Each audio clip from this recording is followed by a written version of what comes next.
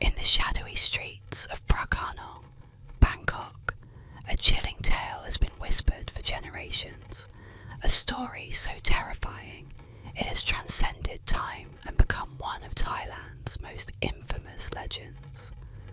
This is the story of Mai Nak, the vengeful ghost of a woman whose love defied even death.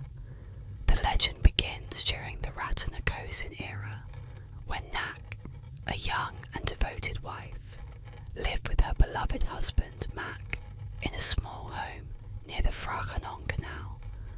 Nak was deeply in love with her husband, but their happiness was cut short when Mak was conscripted into war, leaving her alone and heavily pregnant. Tragedy struck while he was away. Nak and her unborn child both died during childbirth. Her love for Mak, however, was so strong that her spirit refused to move on. When Mak returned, he found Nak waiting for him, her smile as radiant as ever. Unaware of her death, he lived with her, oblivious to the chilling truth. Villagers, knowing she was a ghost, tried to warn him, but anyone who dared interfere met a gruesome fate. Nak's wrath knew no bounds. Her vengeful spirit haunted the village, her cries echoing through the night as she clung desperately to her love for Mak. The truth was revealed when Mak witnessed her supernatural nature, a ghostly arm extending to pick up a fallen item far beyond human reach. Overcome with fear, he fled to the temple, seeking sanctuary from her relentless spirit. To this day, Mainak's story endures, her legend immortalized in plays, films, and whispered warnings. Her spirit is said to still linger near the canal, a tragic figure bound by love and sorrow, forever haunting the land she once called home. Travellers to Phra Kanong are warned, tread carefully, for Mainak's love may not let you go.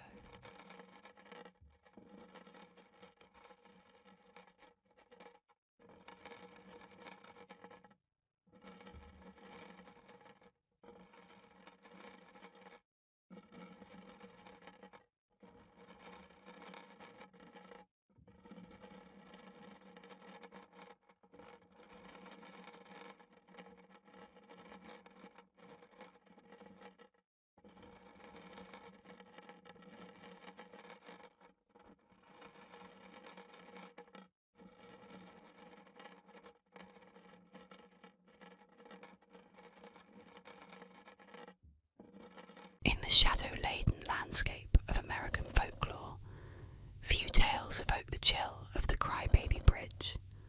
Across the United States, numerous bridges bear this macabre nickname, each story rooted in a haunting event so sorrowful that the echoes seem to transcend time itself. These structures, often decrepit and isolated, are united by the eerie phenomenon of phantom infant wails that pierce the stillness of the night. One such bridge looms on the outskirts of a small, weathered town, cloaked in the thick mists that rise from the river below. Local legend has it that many decades ago, a young mother, driven by despair and madness, threw her newborn child from the bridge into the icy waters beneath. They say she was consumed by grief and torment over her deed, and that her wails mingled with those of her child in a symphony of anguish. Overcome by remorse, she leapt to her own death, hoping in vain to join her child in the depths. Since that fateful night, those who dare to walk the bridge after dark report hearing the harrowing sounds of a baby's cries, so real and so close that they turn in desperation, searching for the child they can never find. Some also hear the ghostly lament of the mother, a mournful wail that drifts across the river and settles like a cold shroud upon the hearts of the listeners. The Crybaby Bridge has become a rite of passage for the local youth, a test of courage or foolhardiness. Teenagers gather in hushed groups, their voices low, as they dare one another to cross the bridge at midnight. Armed only with flashlights that cast cast long, ominous shadows. They step onto the creaking wood, each plank groaning under the weight of the grim history it bears.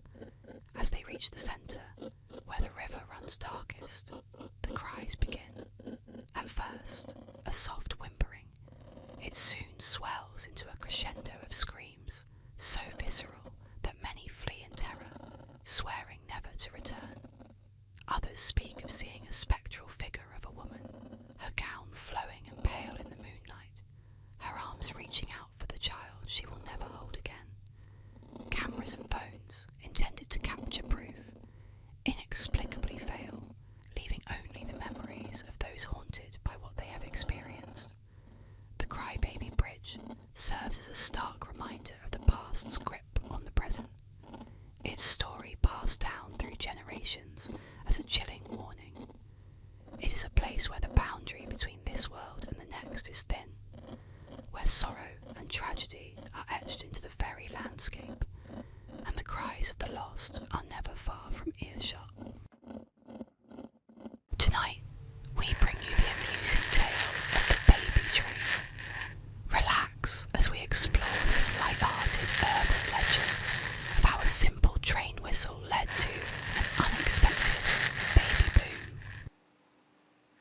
The baby train is a humorous urban legend that tells the story of a small town with an unusually high birth rate, allegedly caused by an early morning train. According to the legend, a train would pass through the town every day at 5 a.m, blowing its whistle loudly and waking up the residents because it was too late to go back to sleep, but still too early to start their day. Many couples would turn to each other and engage in intimate activities to pass the time. This, the story goes, led to a surprising mini baby boom in the town. The charm of the baby train legend lies in a simple, almost innocent explanation for the town's population growth. The idea that a regular and mundane event like a train whistle can influence something as significant as the town's birth adds to the humour and appeal of the story. It's a light-hearted and somewhat plausible tale that could easily be shared at parties or over casual conversations, evoking smiles and laughter. Despite its amusing premise, there is no evidence to support the claim that any town experienced a population boom because of an early morning train.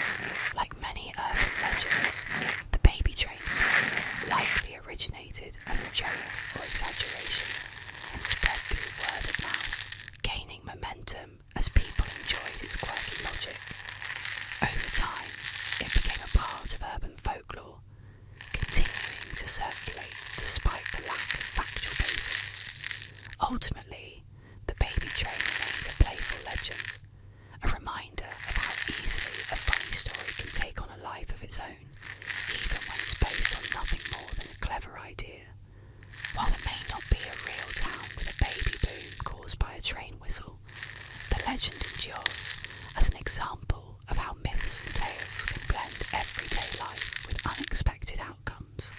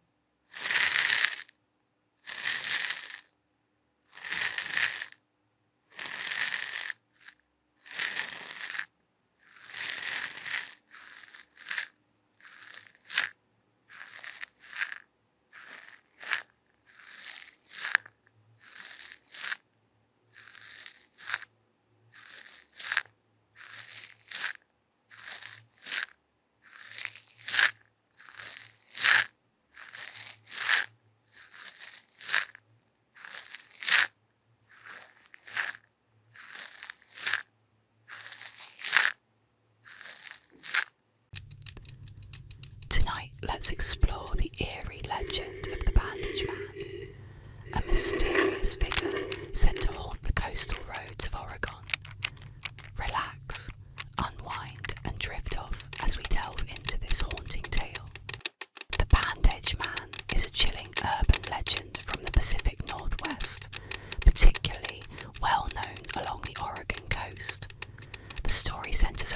mysterious and terrifying figure, a man wrapped in bloody bandages who appears on desolate roads to attack cars and terrorise unsuspecting teenagers. The origins of this legend trace back to a gruesome sawmill accident, but over the years, the tale has taken on a life of its own, becoming a favourite local ghost story passed down through generations. According to the legend, the bandage man was once a logger who worked in the dangerous and grueling timber industry. One day, he was involved in a horrific accident at a local sawmill where he was caught in a machine and severely mangled. Despite the efforts to save him, the man's injuries were too grave.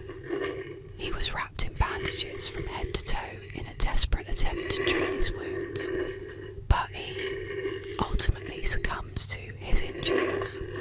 Some versions of the story claim that his body was disfigured beyond recognition, with parts of him missing, only held together by the blood-soaked bandages that covered him. Following his death, strange sightings began to occur on a stretch of road near Cannon Beach, Oregon. Drivers and teenagers parked in their cars at night reported seeing a man wrapped in bandages appearing out of the shadows, often described as limping or dragging himself toward the vehicle. In some accounts, the bandage man would climb onto the car, leaving bloody handprints on the windows, or even break the windows to try and grab the passengers. The legend also says that he smells of decaying flesh, and that his bandages are stained with blood, adding to the horror of his appearance. The bandage man is particularly known for targeting teenagers who are parked on secluded roads, often in a romantic or isolated setting. Many locals warn that if you're parked along the coast late at night, especially in areas like Highway 101, you might become the next victim of the bandage man's terrifying wrath.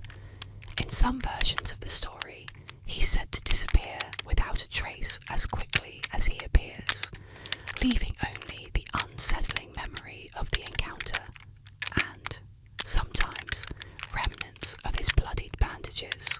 There are various theories about why the bandage man haunts this specific area and why he appears so frequently.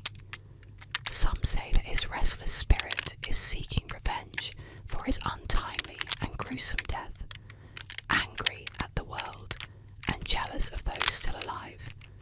Others believe that he is merely a remnant of a tragic accident, forever trapped between life and death, doomed to wander the roads near his old workplace.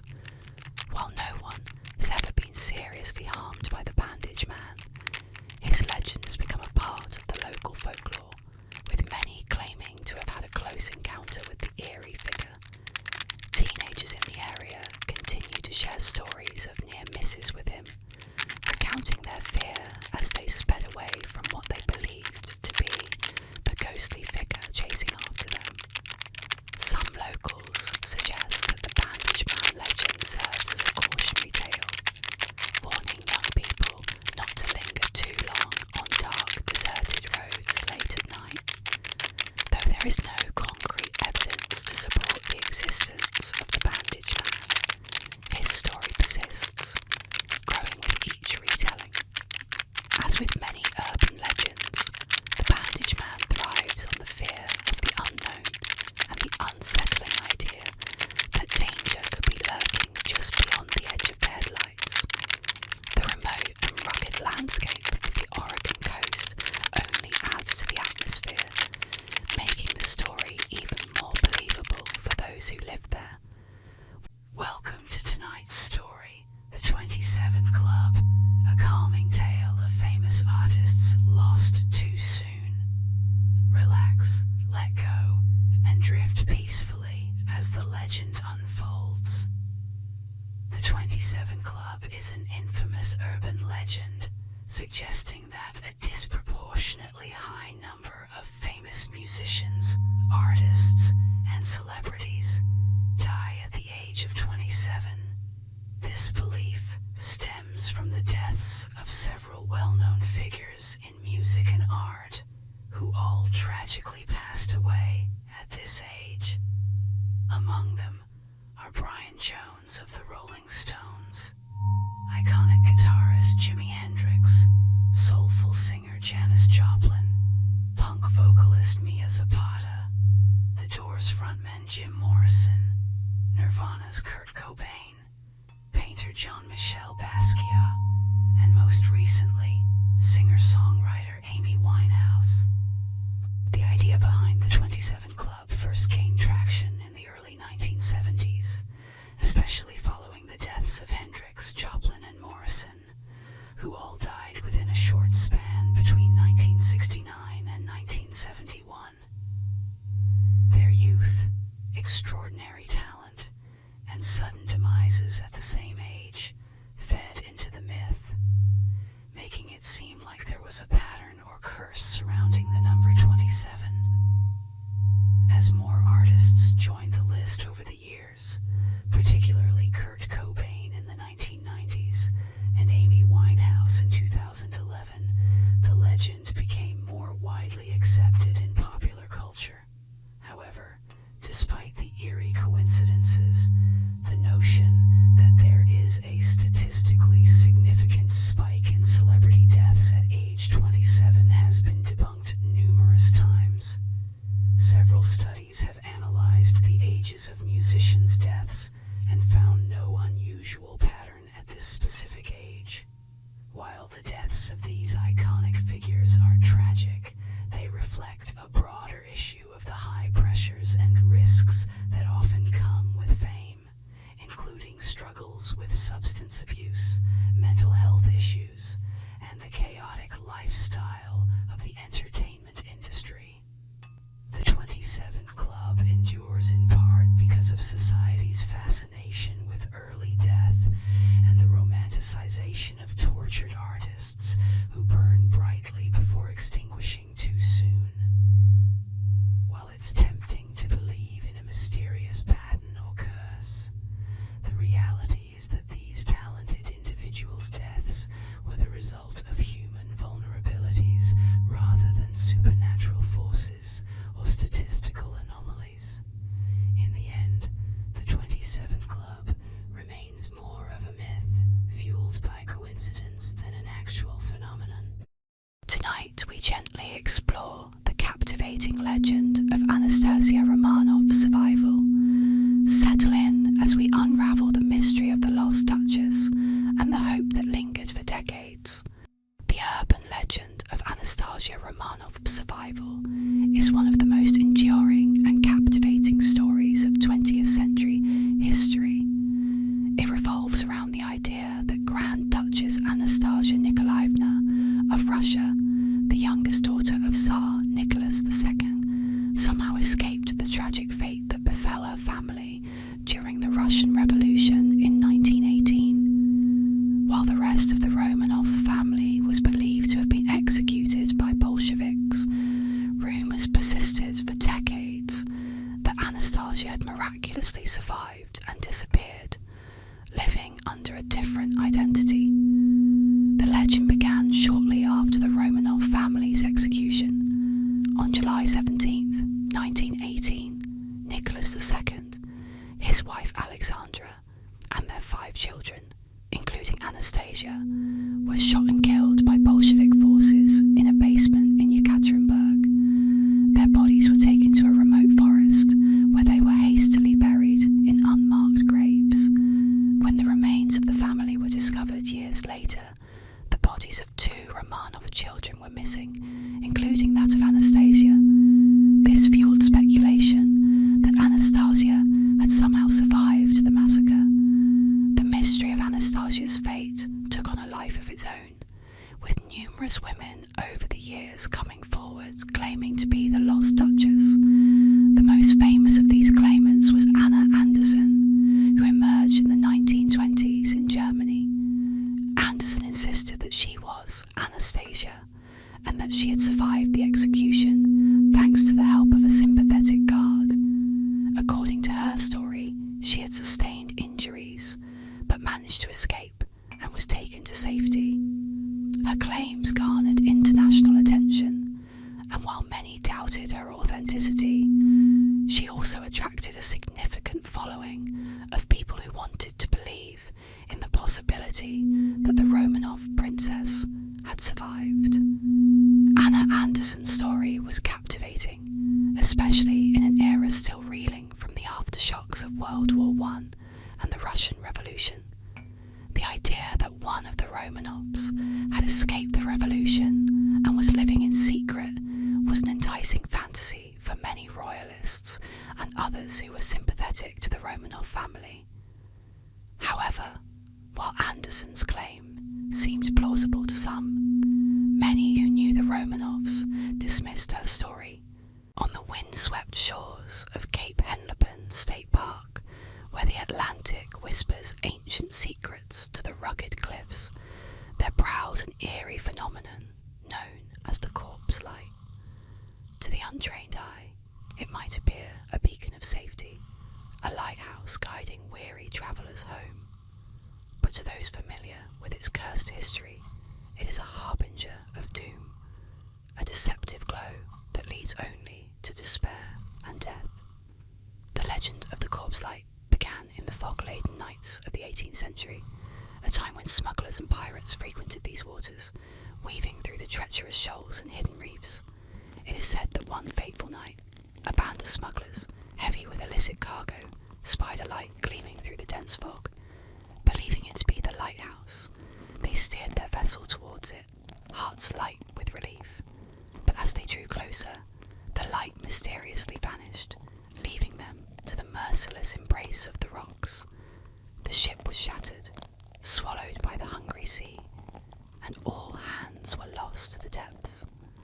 From that night on, the corpse light appeared sporadically, always to unsuspecting sailors, its ghostly glow a false promise of safety. Tales spread of a spectral lantern held aloft by a shadowy figure clad in the tattered remnants of colonial garb, doomed to forever reenact his treachery. Some whispered that he was the spirit of a lighthouse keeper who had conspired with pirates, others that he was a wronged sailor, seeking vengeance against those who sailed these cursed waters. Local folklore insists that to see the corpse light is an omen of impending disaster. Fishermen refuse to set sail if the light is seen, and sailors mutter prayers when passing the cape after dusk. It's not just the beacon that terrifies them, but the sudden cold that seeps into the bones at its sighting, and the inexplicable malaise that descends upon the beholder. On stormy nights, when the thunder rolls and lightning illuminates the sea, the corpse light dances across the waves, elusive and taunting. Some brave souls have tried to follow it, to uncover its origins or end its spectral wanderings. Yet none have succeeded, and many have not returned, their fates whispered in hushed tones in the local taverns. The corpse light remains one of the most chilling legends of Cape Henlopen, a reminder of the sea's dark power to enchant and ensnare. It continues to haunt the coastline, a phantom lighthouse that guides not to safe harbour, but to a watery grave, its mournful light a testament to the souls it has claimed. Tonight we explore the unsettling legend of Jarrell Bettis, also known as the Dog Boy, from Quitman, Arkansas. Relax and let this eerie tale of mystery and folklore guide you gently to sleep. The legend of Jarrell Bettis, often referred to as the Dog Boy, is an eerie urban tale that has circulated for years in Quitman, Arkansas. According to the legend, Bettis was a deeply troubled young boy with a dark and sinister streak. Locals recall strange behaviour from his early years, including capturing stray dogs and cats and allegedly torturing them, which earned him the ominous nickname Dog Boy. As he grew older, the stories surrounding Bettis became even more disturbing. It's said that he eventually turned his violent tendencies toward his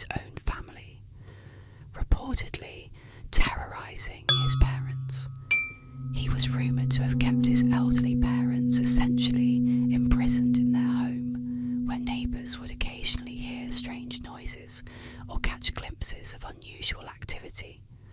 Some claim that Bettis grew into an unnaturally large man, his physical size adding to the fear he instilled in those around him. The house where Bettis lived, located at 65 Mulberry Street, became infamous in the community.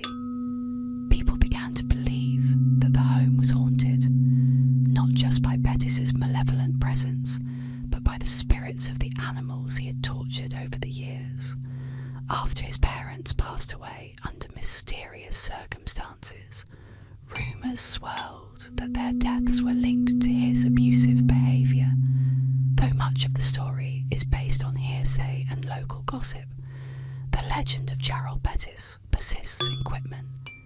The abandoned home became a focal point for ghost hunters and thrill seekers who claim that paranormal activity still occurs there.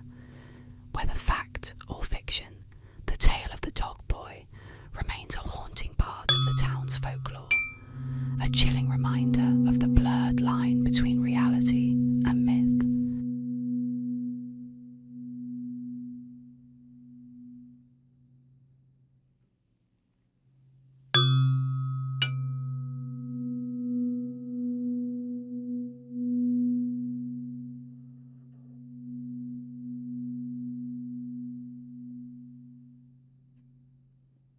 Tonight, we explore the mysterious legend of Area 51. Let your mind wander as we delve into the tales of secrecy, government conspiracies, and the question, are we truly alone? Area 51 is one of the most famous and enduring urban legends in modern times, often associated with government secrecy, extraterrestrial life, and mysterious UFO sightings. Officially known as a classified section of the Nevada Test and Training Range, Area 51 is a highly restricted military base located in the remote Nevada desert. While it serves as a testing site for experimental aircraft and weapons, the site has become the centre of countless conspiracy theories over the years, with many believing it holds evidence of extraterrestrial visitors and their advanced technology. The origins of the Area 51 legend date back to the late 1940s and 1950s, a period marked by the rapid development of aviation technology and a growing interest in UFO sightings. The US government's secrecy surrounding the activities at Area 51 only fueled public curiosity. Speculation intensified in the 1980s when a man named Bob Lazar claimed that he had worked at a site near Area 51 called S4, where he said the US government was reverse engineering alien spacecraft. Lazar's detailed descriptions of flying saucers, anti-gravity propulsion, and alien technology captured the public's imagination, even though his claims were widely disputed and lacked verifiable evidence.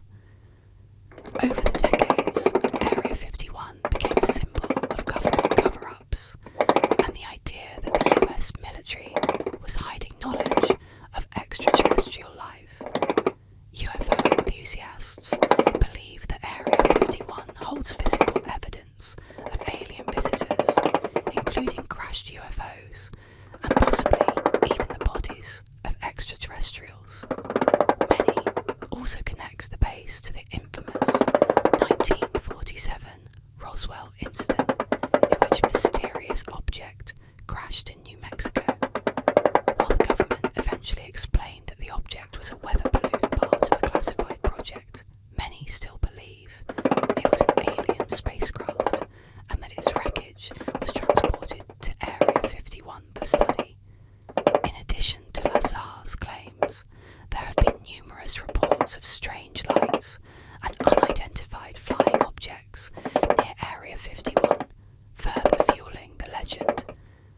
These sightings are often attributed to the secret testing of advanced military aircraft, such as the U-2 spy plane or the SR-71 Blackbird,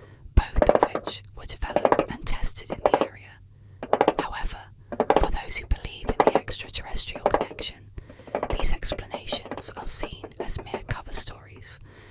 Despite the widespread speculation and intrigue, there has never been any concrete evidence to support the idea that Area 51 contains extraterrestrial technology or visitors from other planets. In fact, in 2013, the CIA officially acknowledged the existence of Area 51 for the first time, releasing declassified documents that detailed its role in testing advanced aircraft, but made no mention of aliens or UFOs. In the shadowed realms of rural lore, where the line between jest and truth blurs, the legend of cow tipping haunts the fields and farmyards. Said to be a moonlit escapade for thrill-seeking youths, this bizarre activity involves the stealthy approach towards an unsuspecting cow, fast asleep standing upright in the darkness, and the sudden, forceful shove to topple the massive beast over for mere sport. But beyond the surface of this seemingly harmless prank lies a more chilling narrative, whispered among those who know the countryside's true face after dark. As the legend goes, in a secluded farming community, enveloped by the embrace of ancient woods and forgotten roads, cow tipping became more than just a reckless pastime. It morphed into a ritual of fear. The teens of this town, driven by boredom and the intoxicating rush of defiance, would venture out into the fields under the guise of night, their laughter slicing through the silence like a cold wind. But there was one night that turned their mischievous jaunt into a nightmare. As the group approached a familiar pasture, the moon hung low and ominous, bathing everything in a ghostly silver hue. The cows stood like monolithic statues in the mist, their breath forming clouds in the crisp air. Emboldened by the eerie night, the teens singled out a large, shadowy figure at the edge of the field. With a mix of exhilaration and alcohol-fueled bravado, they crept up to the sleeping cow. However, as they laid their hands on the creature, ready to push, the cow did not budge. Instead, it slowly turned its head, revealing not the docile eyes of a farm animal, but the glowing red orbs of a creature from deeper shadows. The teens froze, their hearts pounding as the cow, or the thing that masqueraded as one, rose unnaturally on its hind legs, towering over them with a menacing presence. Panic erupted as the creature chased them through the fields, its form blurring between beast and spectre, its bellows a grotesque parody of bovine grunts mixed with something far older and angrier. The youths scattered, screaming into the night, forever marked by the terror of what they had provoked. Those who returned spoke little of the incident, their eyes haunted by the memory. The story spread, a cautionary tale whispered around campfires and during late-night gatherings. Cow tipping was no longer seen as a harmless challenge, but as a dare with potentially dire consequences. To this day, the fields at the edge of that town remain untouched at night, the cows left to their peaceful slumber. For the locals know that some rural myths are better left untested, and that disturbing the natural order can awaken things best left asleep in the darkness. Tonight we journey to the misty moors of Cornwall to uncover the legend of the beast of Bodmin Moor. Relax, unwind, and let this mysterious tale help you drift into sleep. The beast of Bodmin Moor is a popular folklore legend from Cornwall, England, centred around sightings of a mysterious, large, black cat-like creature. First reported in 1978, the legend of the beast quickly gained traction as locals began to claim encounters with a phantom panther or leopard-like animal roaming the wild expanses of Bodmin Moor. This eerie creature was said to have sleek black fur, glowing eyes, and a muscular build, often compared to big cats that typically wouldn't be found in the English countryside. The beast of Bodmin Moor gained further notoriety, with reports of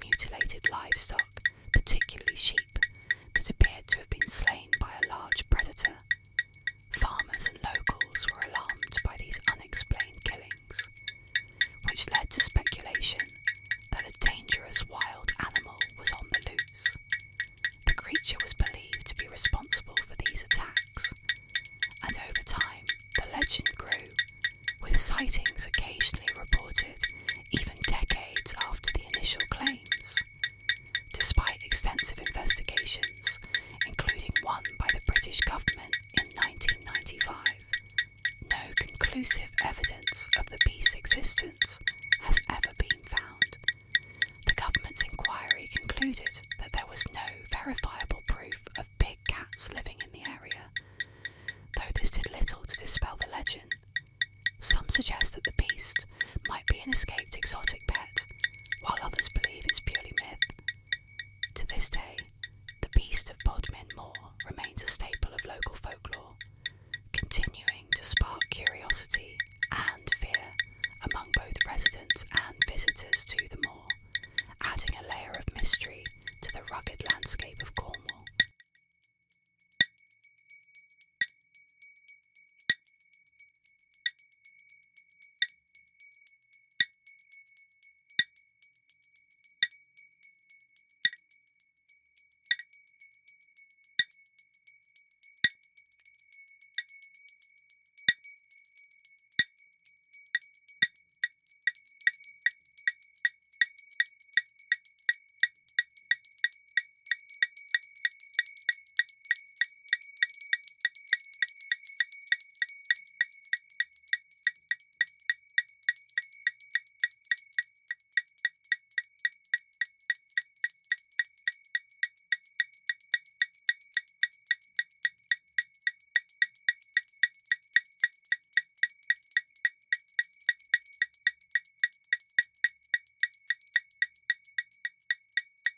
In the shadows of Terrell, Texas, whispers and warnings have woven a chilling legend through the generations.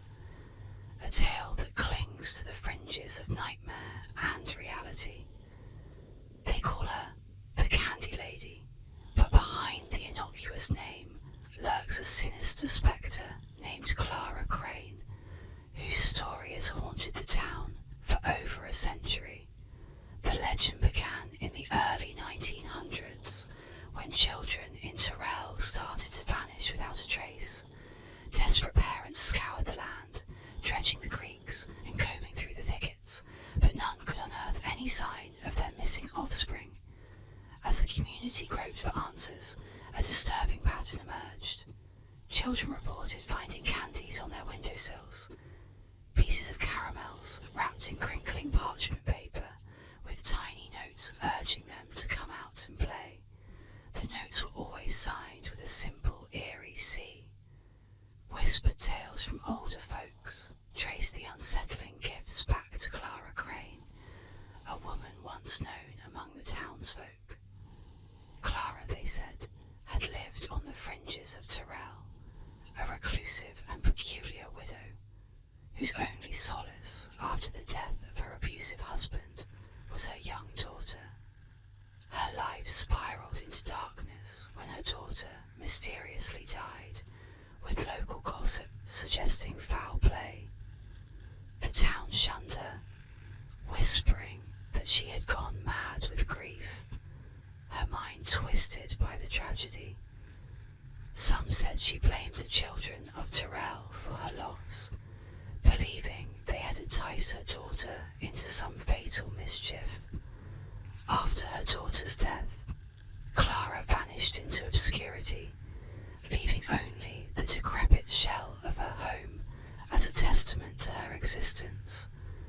But the story of the Candy Lady did not end with her disappearance. It was as if her spirit, unquelled by death or reason, continued to seek vengeance. The candies kept appearing, each piece an eerie invitation from beyond the grave. The most unsettling accounts involve letters found with the older children, written as if Clara herself were conversing with them from the shadows. These letters were more sinister, promising the children their fill of sweets in life and in death. It was as if Clara was crafting a congregation of souls, luring the innocent with sugar-coated deceit. Late at night, when the moon cast a ghostly glow across the fields, some claimed to see a figure near the edge of the woods, a silhouette of a woman in a tattered gown, her face obscured by the darkness. They said it was Clara, watching, waiting for her next child to claim. Those who dared to venture too close to the woods at night reported hearing the soft, unsettling melody of a lullaby drifting through the suffocating silence of the unseen. To this day, the legend of Clara Crane, the Candy Lady, lingers in the air of Tyrrell like a thick fog. Parents tightly secure their windows, wary of the old tale, and remind their children to steer clear of the sweets that might appear unbidden. As Halloween approaches each year, the tension in the town tightens, a collective memory of the loss stirring in the hearts of those who remember. And so, the community watches and waits, the legend of Clara Crane etched deep in their bones, a spectral reminder that some tales are too chilling to be forgotten, and some spirits too vengeful to rest.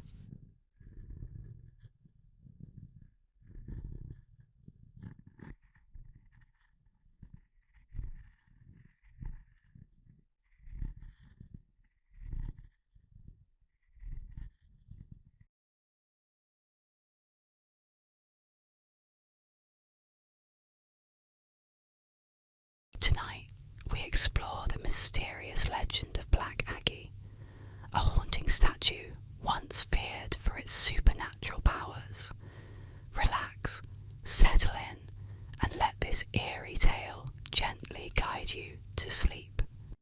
Black Aggie is an eerie urban legend centered around a mysterious statue that once stood at the grave of General Felix Agnes in Druid Ridge Cemetery, Pikesville, Maryland. The statue, a somber figure draped in a cloak, resembled the well-known sculpture Grief by Augustus St. Gaudens. However, over time, Black Aggie became infamous for the supernatural tales that surrounded it. According to local law, strange and unsettling events began to occur after the statue was placed in the cemetery. People claimed that Aggie's eyes would glow red at night, and that anyone who looked into them would be struck blind or cursed. Another part of the legend states that if someone sat on Aggie's lap at midnight, they would either die within a year or be haunted by the statue. It was also rumoured that the shadow of Black Aggie would cause nearby grass to wither and die. Due to the growing number of ghostly tales and instances of vandalism, Black Aggie became a focal point for thrill seekers and paranormal enthusiasts. Many visited the statue, either to test the legend or to experience the supernatural aura that surrounded it. The stories grew, further embedding Black Aggie into Maryland's folklore. Eventually, the statue was removed from the cemetery in 1967 to put an end to the disturbances it caused. Though the statue itself is gone, the legend of Black Aggie continues to captivate in imaginations, with people still sharing stories of the haunted statue and the eerie events that took place in Druid Ridge Cemetery.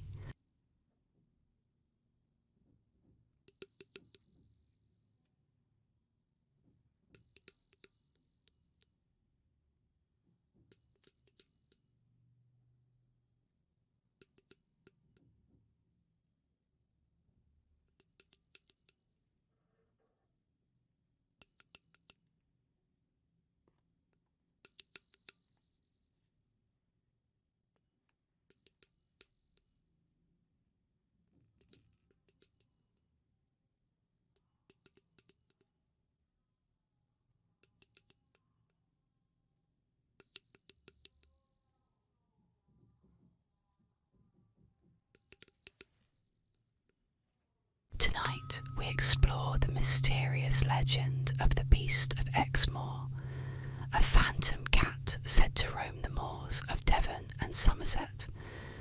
Relax, unwind, and let this calming tale guide you to sleep. The Beast of Exmoor, also known as the Exmoor Beast, is a legendary creature believed to be a large phantom cat that roams the moors and fields of Exmoor in Devon and Somerset, United Kingdom. The legend first gained widespread attention in the late 1970s, when farmers in the region began reporting mysterious livestock killings, particularly sheep that appeared to have been savaged by a large predator. Over the years, sightings of the beast continued, with eyewitnesses describing it as a big cat, often resembling a panther or puma, with sleek black fur and glowing eyes. The beast of Exmoor became notorious in the 1980s when more reports of mutilated livestock surfaced, leading to speculation that a dangerous predator was on the loose. Farmers, alarmed by the continued losses, pushed for investigations, and even the British military was called in at one point to search for the elusive creature. Despite numerous attempts to track down the beast, no conclusive evidence was ever found to confirm its existence. Some believe that the beast might be an exotic pet that was released into the wild, possibly a big cat such as a puma or leopard that managed to survive and adapt to the moors. Others think the beast is purely mythical, a product of local folklore that has grown over time. The British government conducted an investigation in the mid-1980s, but like other inquiries, it failed to provide any definitive answers. To this day, the beast of Exmoor remains a part of local legend, with occasional sightings still being reported. Whether real or imagined, the beast continues to captivate the imagination of those who live near or visit the wild, untamed moors of Exmoor, adding a layer of mystery to the beautiful landscape.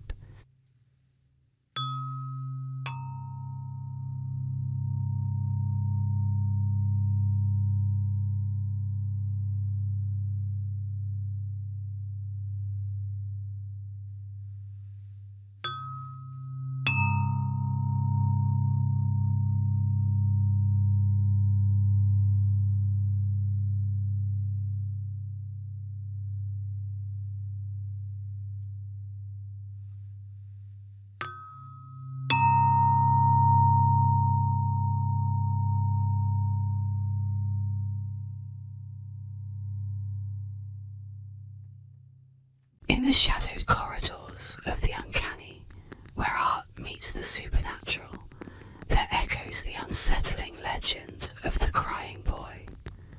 This painting, a mass-produced print by the Italian artist, known both as Giovanni Bragolin and Bruno Amadio, has stirred whispers of a curse since it first appeared in the 1950s. The portrait, depicting the tear-streaked face of a young boy with deep, sorrowful eyes, became a common fixture in homes across Europe, initially cherished for its poignant depiction of innocence and grief.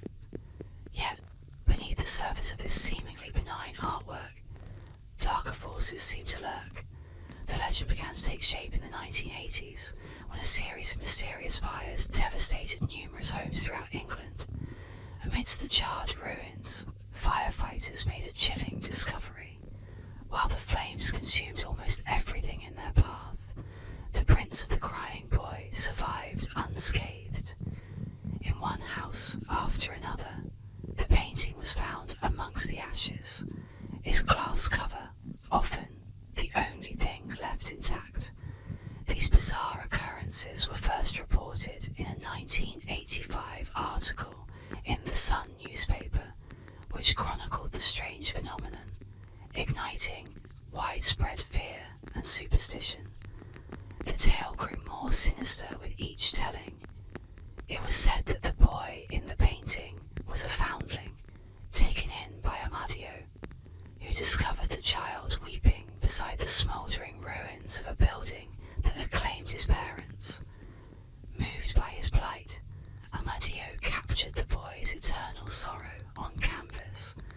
However, dark rumours swirled that the artist had exploited the child's curse, for the boy was no ordinary orphan.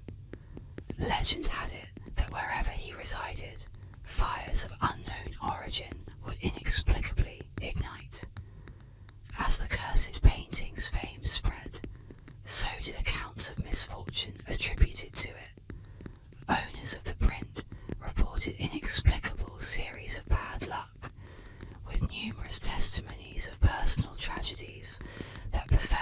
those who displayed the painting in their homes.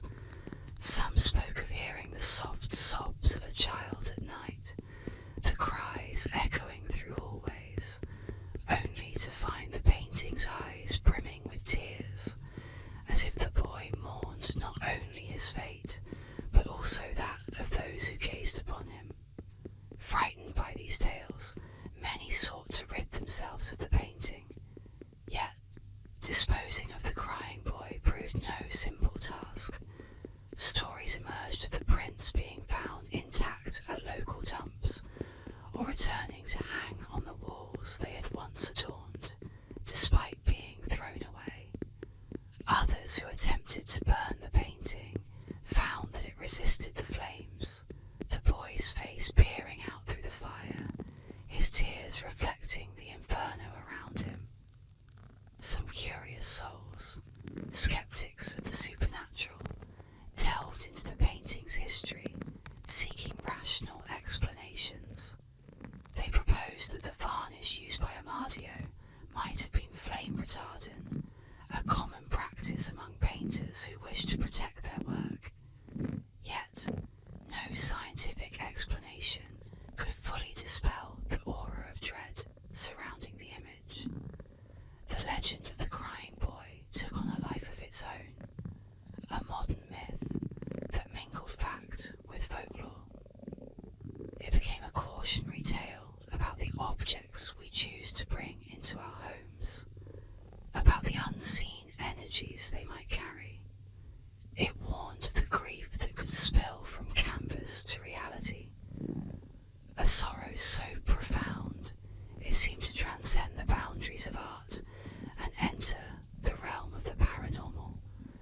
Today, the crying boy hangs in the shadowed corners of antique shops, in online auctions, and sometimes, still, on the walls of those who either do not know its story or who defy the curse to court disaster.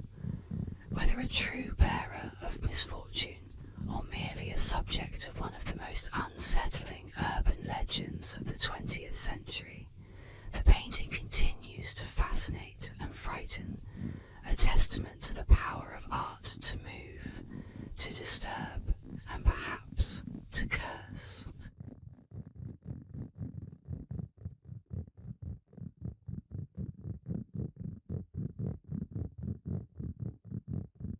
Tonight, let's uncover the haunting legend of the Bell Witch, a mysterious entity that terrorized a family in early 19th century Tennessee. Relax and let this eerie tale guide you to restful sleep. The Bell Witch is an enduring folklore legend that originated in Robertson County, Tennessee, from 1817 to 1821. The story centers around the Bell family, particularly John Bell Sr., a farmer whose household and nearby community were reportedly terrorized by a mysterious and mostly invisible entity. Unlike typical ghost stories, the Bell Witch was said to be capable of speaking, interacting with the physical environment, and even shape-shifting. According to legend, the haunting began when John Bell Sr. encountered strange phenomena on his property, including unexplained noises such as knocking and scratching, and the sighting of bizarre animals. As time went on, the entity became more aggressive, attacking family members by pulling their hair, slapping them, and speaking in a disembodied voice. The witch, as it came to be known, seemed to hold a particular hatred for John Bell Sr. and his daughter Betsy. The Bell Witch's powers reportedly escalated, with the entity predicting events and conversing with visitors to the Bell home. Some accounts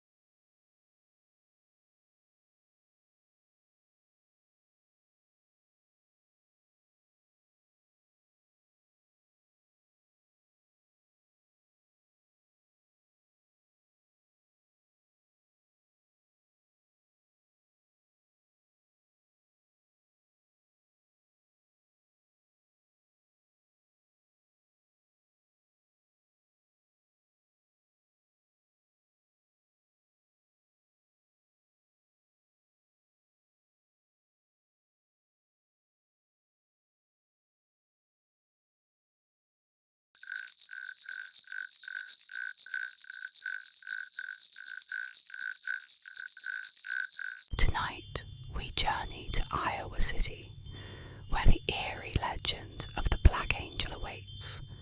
Let the mysterious tale of this cursed statue guide you into a peaceful and restful sleep. Black Annis, also known as Black Agnes or Black Anna, is a chilling figure in English folklore, described as a terrifying hag with a blue face, sharp iron claws, and a fierce hunger for human flesh. She lurks in the shadows, waiting for the perfect moment to strike. According to the legend, Black Annis once lived in a cave in the Dane Hills near Leicester, which she is said to have carved out herself using only her iron claws. The entrance of her cave was surrounded by a large oak tree, from which she would emerge to hunt her prey. Her most infamous targets were children and young animals. The legend says that Black Annis would creep into the nearby villages under the cover of nightfall, dragging children back to her cave to devour them. She would skin her victims and hang their hides on the branches of her oak tree, using them to make clothing for herself during the harsh winters. Parents in the area used the tale of Black Annis as a way to scare their children into behaving or staying indoors after dark. The mere mention of her name would be enough to keep children obedient and fearful of wandering too far from home.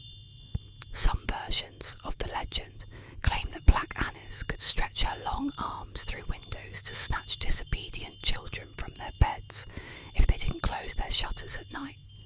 Despite her terrifying reputation, Black Annis also played a role in explaining natural phenomena. Her dark cave, according to local law, was believed to be an old burial site or a den she carved in the hillside.